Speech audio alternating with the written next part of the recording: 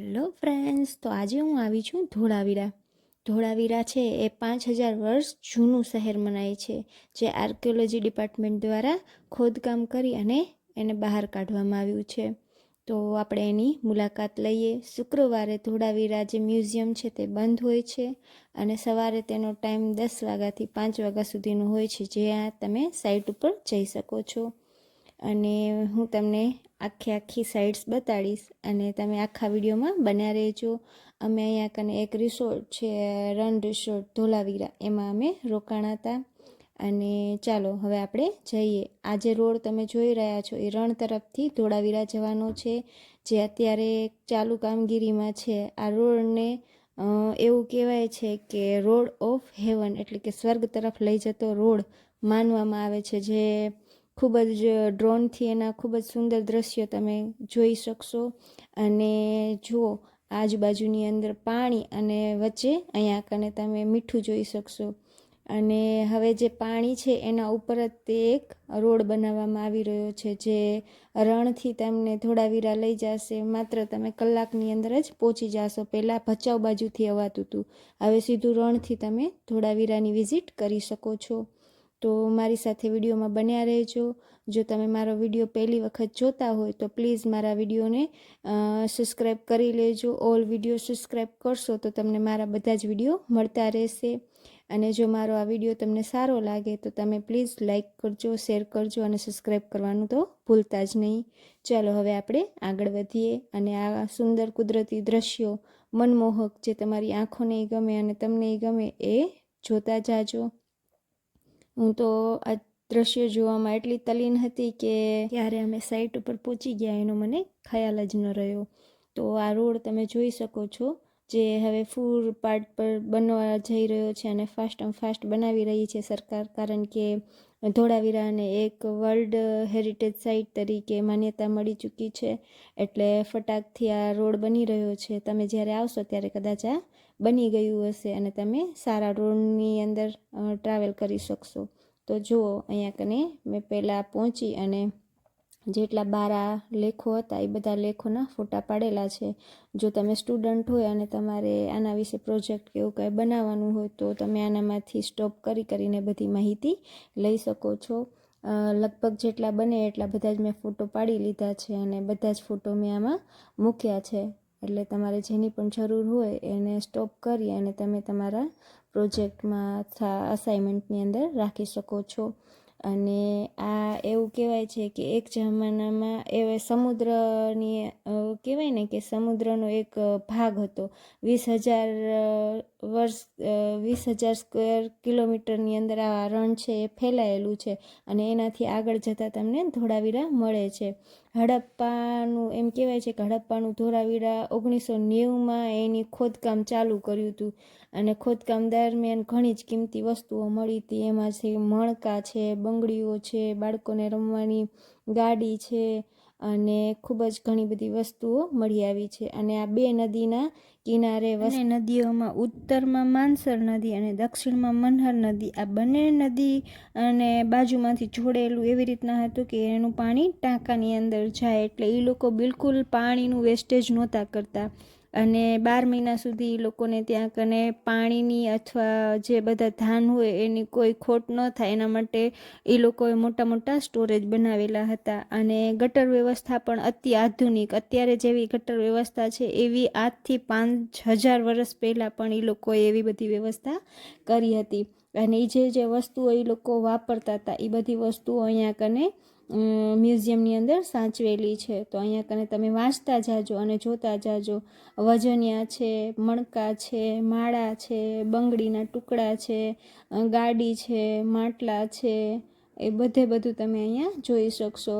પછી ખાંડણી છે, લસોટિયું છે, આપણે બધું કરવા માટે અલગ બધી જ આઈટમો તમે અહીંયા જોઈ શકશો. તો એ લોકો કેવી જીવનશૈલી જીવતા હતા એનો તમને આઈડિયા આવશે. અને આપણને લોથલ વિશે ભણવામાં આવતું હતું, હડપ્પા વિશે ભણવામાં આવ્યું છે.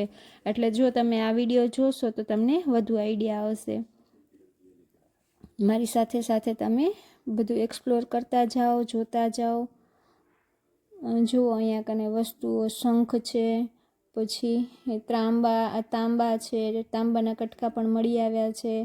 પછી મોહર અને મુદ્રા, આપણે અત્યારે જેમ પૈસા અને રૂપિયા ચાલે છે એમ પહેલાંના જમાનામાં મોહર ચાલતી અને મુદ્રા ચાલતી, એ બધું અહીંયા મૂકેલું છે. સાથે અહીંયા કને કેટલો વિભાગ છે, આખો નકશો દોરેલો છે કે કઈ કઈ જગ્યાએ કઈ કઈ વસ્તુઓ બનાવી છે એ લોકોએ.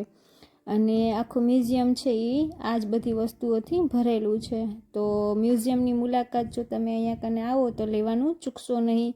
આની કોઈ એન્ટ્રી ફી નથી, પણ તમે જ્યારે આવો છો ત્યારે તમારે અહીંયા કને લખવાનું રહે છે કે તમે ક્યાંથી આવ્યા છો, કેટલા જણા છો, તમારો મોબાઈલ નંબર, અને પછી તમે વિઝિટ કરી લીધા પછી તમારે કાંઈ રિવ્યૂ કે આપવું હોય તો એના માટેનું એક આખી ડાયરી બનાવેલી હોય છે, એમાં તમારે તમારો રિવ્યૂ આપી શકો છો. જો અહીંયા માટલા છે અને જેટલી જૂની જૂની વસ્તુઓ છે જે પહેલાંના બાળકો રમતા, એ બધું અહીંયાથી મળી આવ્યું છે. આ અહીંયાના મુદ્રણ છે, તમે જોઈ શકો છો. આ લિપિ હજી સુધી કોઈ ઓળખી નથી શક્યું, આને વાંચવા માટે કોઈ હજી સક્ષમ બન્યું નથી. જીઓલોજી પોતાની રીતે જેટલું ઉકલાય એટલું ઉકેલવાની કોશિશ કરી છે, પરંતુ કોઈ હજી પૂરેપૂરું આની લિપિને ઓળખી શક્યું નથી. તો અહીંયા કને તમે અલગ અલગ જે વસ્તુઓ જુઓ છો એ બધી મેં મ્યુઝિયમની અંદર જોઈ. તો મારો વિડીયો સ્કીપ કર્યા વગર આખો વિડીયો જોજો. એક અલગથી રૂમ બનાવ્યો છે, એની અંદર પૂરી માહિતી આપવામાં આવેલી છે કે કઈ કઈ જગ્યાએ આવી રીતના 5000 વર્ષ જૂની સંસ્કૃતિઓ મળી આવી છે. પછી 5000 વર્ષ પહેલાં એવા કયા કારણો બન્યા કે જેના લીધે આખી સંસ્કૃતિ છે એ લુપ્ત થઈ ગઈ. તો એવું માનવામાં આવે છે કે જળવાયુની અંદર બદલાવ આવવાથી આ બધું થયું હશે, એટલે આખી સંસ્કૃતિ લુપ્ત થઈ ગઈ. અને અહીંયા કને જુઓ બધા ફોટા શીખે આપેલું છે કે કયું કુંડ છે, કયો એ લોકોની ગટર વ્યવસ્થા છે, મોહેજો-દડો વિશેની પૂરી માહિતી. મોહેજો-દડો એક મૂવી ઉતરી છે, આના ઉપર જ આખી બનાવેલી છે. જો તમારે જોવી હશે તો હું ડિસ્ક્રિપ્શનની અંદર એની લિંક છે એ તમને મૂકી દઈશ, તો તમે એ મૂવી પણ જોજો એટલે તમને વધારે મજા આવશે. લોથલ છે, એવું માનવામાં આવે છે કે લોથલથી બધી બહારના દેશોની અંદર આયાત અને નિકાસ કરવામાં આવતું. આપણે અહીંયા કને જે વસ્તુઓ એ લોકો બનાવતા હતા એ લોકો બહાર મોકલતા પણ હતા, એટલે ડોકયાર્ડની પણ વસ્તુઓ મળી આવેલી છે. રંગપરા, લોથલ, આપણે આ હડપ્પા બધું તમને એક જ રૂમની અંદર સાથે જોવા મળશે. એ આવી રીતના બધી ચેર ગોઠવેલી છે, સામે ટીવી રાખેલું છે, ટીવીની અંદર તમને બધી જગ્યા વિશે માહિતી આપશે.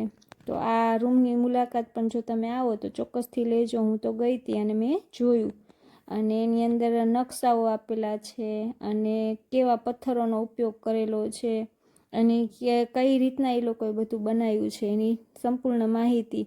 અત્યારે આપણે બ્લોક્સ ને ઈંટનો ઉપયોગ કરીથી 8 થી 5000 વર્ષ પહેલાં પણ પાકી ઈંટો, શેકેલી ઈંટો તમને આ જગ્યાએ જોવા મળશે, જે ઘણું જ આપણને અચંબિત પમાડે એવી વાત છે. તો જો અહીંયા કને મોટા મોટા આવી રીતના લેખ લખીને રાખ્યા છે કે આ જો અહીંયાનો કુંડ છે, પાણી છે એ ફિલ્ટર થઈને એક જગ્યાએથી બીજી જગ્યાએથી ત્રીજી જગ્યાએ એવી રીતના આગળ વધે છે. અને મોટું તમે એક ગ્રાઉન્ડ પણ જોઈ શકો છો. મોહેજો-દડો ફિલ્મની અંદર પણ બતાવે છે કે મનોરંજન માટે એ લોકોએ મોટા, આપણે અત્યારે ક્રિકેટ ગ્રાઉન્ડ એવું છે એવું ત્યાં કને પણ હતું, અને ત્યાં કને બેસીને લોકો મનોરંજન મેળવતા હશે એવું અનુમાન લગાવવામાં આવ્યું છે. તો મારા દ્વારા આપવામાં આવેલી માહિતી તમને ગમે છે, જગ્યા તમને કેવી લાગી એ પણ કમેન્ટ કરીને જણાવજો. અને આ સાઈડ મને તો જોવાની ખૂબ જ મજા આવી. હું તો ફૂલ એક્સાઇટેડ હતી આ જગ્યા જોવા માટે, અને જોઈને મને ખૂબ જ મજા આવી. અને તમને કેવો લાગ્યો વિડીયો એ તમે કમેન્ટ સેક્શનની અંદર ચોક્કસથી જણાવજો. અને જો હવે એ લોકોએ પગથિયા વગેરે પણ બનાવ્યું છે, અને રાજાને રહેવા માટેની અલગ જગ્યા અને આમ જનતાને રહેવા માટેનું પણ અલગ જગ્યા, એવી રીતના અલગ અલગ જગ્યાઓ રહેલી છે. એ બધી મેં જોઈ, અને તમને જોઈને એવું નહીં લાગે કે આ 5000 વર્ષ પહેલાંનું છે. આ ખૂબ જ જૂનું બાંધકામ છે, એ અત્યારે પણ એકદમ નવા જેવું જ લાગે છે. અને ગાઈડ દ્વારા ત્યાં કને બધા જે સહેલાણીઓ આવ્યા હોય એ બધાને પૂરેપૂરી માહિતી આપવામાં આવી રહી હતી. અને સમજાવવામાં આવતું હતું કે કઈ રીતના ગટર વ્યવસ્થા એ જમાનામાં હતી, કઈ રીતના બાંધકામ કરવામાં આવ્યું હતું. અને ધોળાવીરા છે એ ખૂબ જ હિસ્ટોરિકલ રીતે મહત્ત્વ ધરાવે છે. એવું કહેવાય છે કે ત્યાં કને જે વસ્તુઓ મળી છે એવી બીજે ક્યાંય હજી સુધી મળી નથી. એટલે આપણો ઇતિહાસ કેટલો સદ્ધર છે એ આપણને પ્રાઉડ કરાવે એવી વાત છે. આપણે અહીંયા કને બધું જ જોવા મળે છે, નદી જોવા મળે છે, પહાડ જોવા મળે છે. અને કહેવાય છે કે કચ્છ નહીં દેખા તો કુછ નહીં દેખા. કચ્છની અંદર જે છે એવું તો બીજે ક્યાંય જ નથી. તો મને તો ખૂબ જ મજા આવી ધોળાવીરા જોઈને, કચ્છનું સફેદ રણ જોઈને. હજી મારો નેક્સ્ટ વિડીયો પણ આવશે અહીંયા કને ટેન્ટ સિટીનો ને એનો. તો આને સારો પ્રતિસાદ આપશો તો હું મારો નેક્સ્ટ વિડીયો જલ્દીથી અપલોડ કરીશ. લાઈક કરજો, શેર કરજો અને મારો વિડીયો તમને કેવો લાગ્યો એ કમેન્ટ સેક્શનમાં મને જરૂરથી જણાવજો. મને તો ખૂબ જ મજા આવી છે. મેં તો બહુ બધા ફોટા પડાયા અને બહુ બધા વિડીયા બનાવ્યા છે. તો મને કહેજો તમને કેવો લાગ્યો મારો video. Bye bye all of you. ભૂલતા નહીં લાઈક, શેર અને સબસ્ક્રાઈબ કરવાનું. Bye bye. મારા દ્વારા આપવામાં આવેલી માહિતી કેવી લાગી એ પણ કહેજો. Bye bye.